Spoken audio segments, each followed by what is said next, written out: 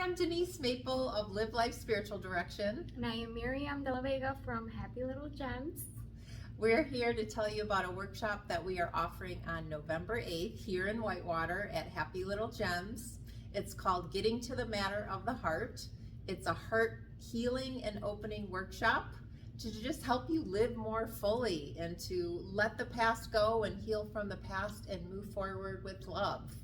Yes, and we're going to be adding some crystals along the way. I'm going to be sharing some of my personal experiences and how much they have helped me grow and feel the love that lives within us. I think you can use them, if you're doing yoga, meditation, breath work. Sometimes they're just like a great boost in the morning to start off your day. So, yeah. We're so excited. We hope you'll sign up and join us. Again, it's November 8th at 6 o'clock on Main Street in Whitewater at Happy Little Gems. We'll put the registration link below, so definitely sign up because we have limited space here and we want you to see this beautiful shop with the beautiful gems and to have your heart healed and opened.